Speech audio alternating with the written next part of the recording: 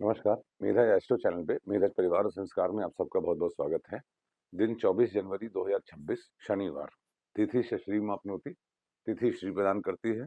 तिथि हम लोगों को ये दर्शाती है कि जीवन में हमको जो भी सक्सेस मिलेगी वो किस प्रकार की होगी और कैसे कैसे मिलेगी, कहाँ कहाँ मिलेगी।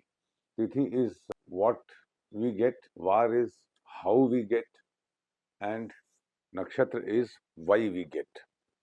तिथि इज किस प्रकार क्या हमको मिलेगा सक्सेस जीवन में, वार कैसे मिलेगा और नक्षत्र क्यों मिलेगा।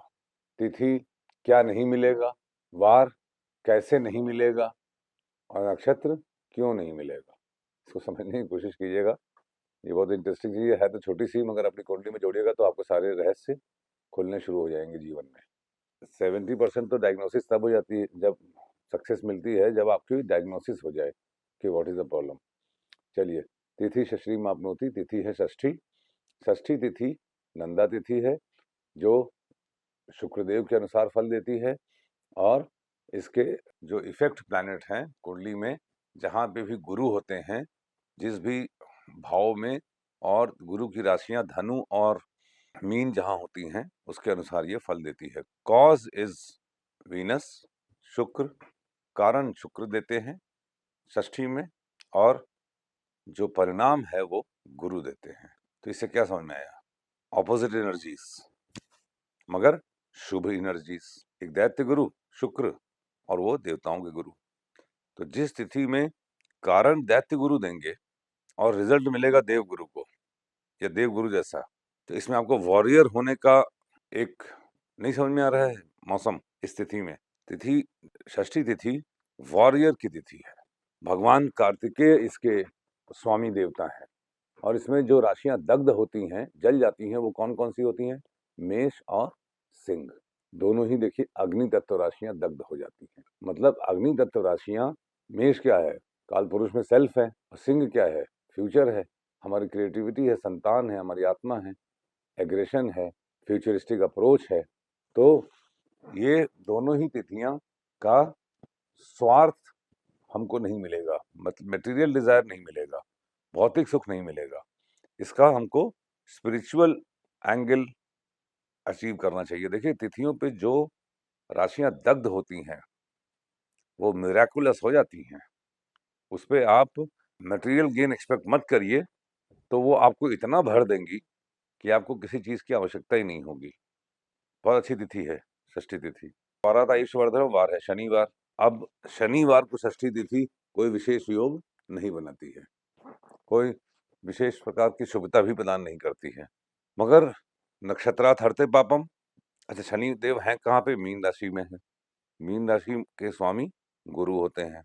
गुरुदेव वक्री हैं शनिदेव से चौथे, मतलब केंद्र में।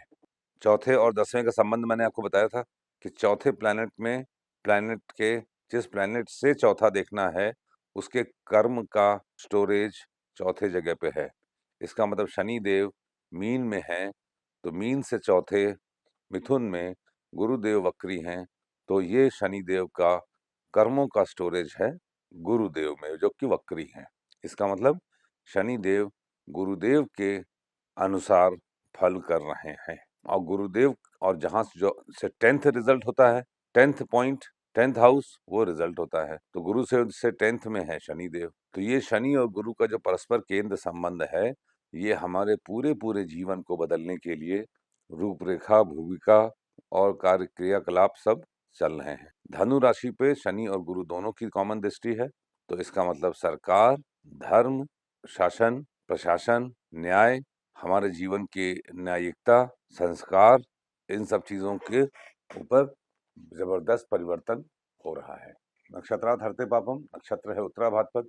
उत्तरा भाद्रपद नक्षत्र जब में चंद्र होते हैं या कोई प्लैनेट होता है, तो आर्द्रा, हस्त और पूर्वाषाढ़ा भी एक्टिवेट हो जाता है। ये देखिए, मैं आपको बताता हूँ, आपको ये ज्ञान कहीं कोई देगा ही नहीं। सर्वतोभद्र इतना बड़ा रहस्य है कि मैंने अपनी ज्योतिष में जितने सालों से मैं पढ़ रहा हूँ, एक ग्रह जो दिखता है एक राशि में, बाकी और ग्रहों का प्रभाव किस प्रकार से देता है, ये सर्वतोभद्र से ही मालूम चलेगा। इसको एग्जाम्पल के रूप में कहीं भी आप ले लीजिए, आप कहीं भी खड़े हैं तो वहीं पे नहीं है, जहाँ जहाँ पे आपके सगे संबंधी हैं, जानने वाले लोग हैं, जहाँ तक आपकी सूचना है, उससे संबंधित भी कार्य होते हैं। योगात रोग निवारणम योग है शिव योग। शिव योग शुभता प्रदान करता है और शिव योग पूर्वाषाढ़ा नक्षत्र में है और उसके स्वामी बुध होते हैं। देखिए आपको क्या समझ में आया, पूर्वाषाढ़ा में शिव योग जो आज है, और सर्वतोभाद्र में भी आप जो कि चंद्रमा उत्तरा भाद्रपद में है, तो साथ में सर्वतोभाद्र के चक्र के अनुसार पूर्वाषाढ़ा जागृत हो रहा है। पूर्वाषाढ़ा ही योग का भी नक्षत्र है। इसका मतलब आज के दिन पूर्वाषाढ़ा बहुत ही इंपॉर्टेंट है। पूर्वाषाढ़ा हिटलर का नक्षत्र था। पूर्वाषाढ़ा नक्षत्र जो पानी है, मैंने कल बताया था आपको, परसों बताया होगा कि पूर्वाषाढ़ा में युद्ध की शुरुआत होती है, प्लानिंग होती है, और उत्तराषाढ़ा में युद्ध होता है। तो पूर्वाषाढ़ा बहुत अच्छा नक्षत्र। पूर्वाषाढ़ा में जन्मे जो लोग होते हैं या उसमें कोई मेजर प्लैनेट हो, तो उनको जीवन में दबा पाना बहुत मुश्किल होता है, उनसे जीतना असंभव है। इनविंसिबल होते हैं, अपराजेय होते हैं वो। तो इस तरीके से हमको समझना चाहिए। बुध इसके स्वामी है। षष्ठी तिथि, फल शुक्र, शनिदेव का वार, उत्तरा भाद्रपद नक्षत्र में शनिदेव आ चुके हैं। शिव योग के स्वामी बुध है जो कि मकर में है, शनि के स्वामी, शनि से एकादश है। ये मीन मकर 3/11 संबंध बना हुआ है ब्रह्मांड में। इसका मतलब हमको पराक्रम करना पड़ेगा। सोने का समय नहीं है, रेस्ट करने का समय नहीं है।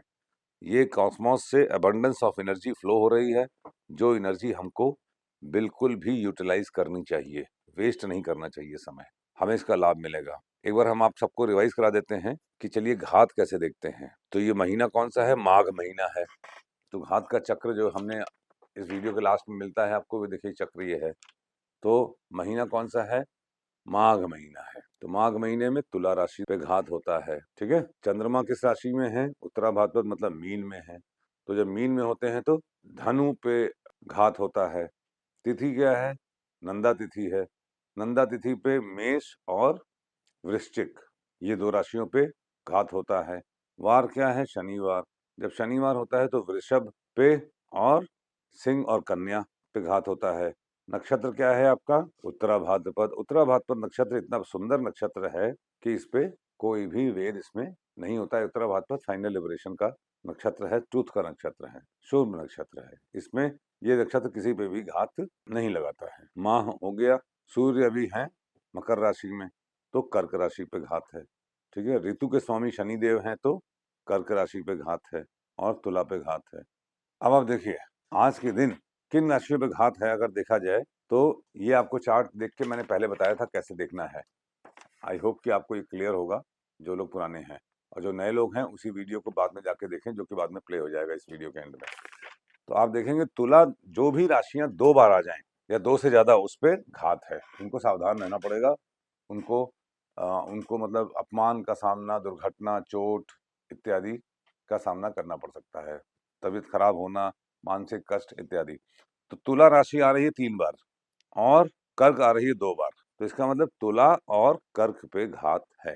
तुला और कर्क वालों को, जिनके लग्न हो, जिनका चंद्र हो, और तुला और कर्क के नाम वालों को भी, कर्क से ड, कर्क से ड और तुला से र और त, इसका मतलब र नाम, त नाम और ड नाम, इन नाम वालों को आज के दिन सावधान रहने की आवश्यकता है। इस तरीके से आप घात देखते हैं। दूसरा, वेद। चंद्रमा है उत्तरा भाद्रपद में, तो वहां से छठा नक्षत्र पे वेद। तो उत्तरा भाद्रपद, रेवती, अश्विनी, भरणी, कृतिका और रोहिणी। रोहिणी नक्षत्र वालों को या रोहिणी में यदि आपके चंद्र हो या कोई प्लेनेट हो तो उसको किक लगेगा, मतलब वहां पे डिस्ट्रक्टिव स्थितियां बनेंगी, उनके लिए अच्छा नहीं है आज के दिन, या उन संबंधियों के लिए नहीं अच्छा है। इसको थोड़ा डीप गौर के जाके देखिए, आपको इसका बड़ा आनंद मिलेगा। ये बता तो मैंने बहुत आराम से दिया है, but it has deeper meanings. जैसे हम लोग दुनिया भर में प्रपंच करते हैं ना, और नाना प्रकार के लॉजिक्स देते हैं, इसमें भी अपने लॉजिक निकाल के रखिए तो आपको ज्यादा समझदारी से समझ में आएगा। अब वेद, उत्तरा भाद्रपद का वेद कहाँ लगता है, उत्तरा भाद्रपद का वेद पूर्वा फाल्गुनी से लगता है। तो इसका मतलब पूर्वा फाल्गुनी में यदि कोई प्लेनेट है, नहीं पूर्वा फाल्गुनी से नहीं, उत्तरा भाद्रपद का वेद उत्तरा फाल्गुनी से लगता है। तो उत्तरा फाल्गुनी में यदि कोई प्लेनेट है तो उस प्लेनेट से रिलेटेड ऑपोजिशन का सामना करना पड़ेगा। जैसे चंद्र आज हैं, उत्तरा फाल्गुनी में सूर्य हैं, तो आपको अपने पिता से अपोजिशन का सामना करना पड़ेगा, सरकार से अपोजिशन का सामना पड़ेगा। गुरु हैं तो संतान से या अपने से बड़ों से, शुक्र हैं तो फीमेल से या अपने माता से या पत्नी से, है ना? बुध हैं तो भतीजे इत्यादि से, हंसी मजाक करने वाले यार दोस्तों से, ठीक है? बुध नपुंसक प्लैनेट है तो स्त्रियों से भी। शनि हैं तो सरकार से, न्याय से, बूढ़ों से, नौकरों से अपोजिशन का सामना करना पड़ सकता है। इस तरीके से आप वेद भी देखने का आप प्रयास कीजिए। घर से बाहर निकलने से पहले शनिवार का दिन है तो अदरक खा के निकलिए। आपका दिन शुभ हो। Thank you very much.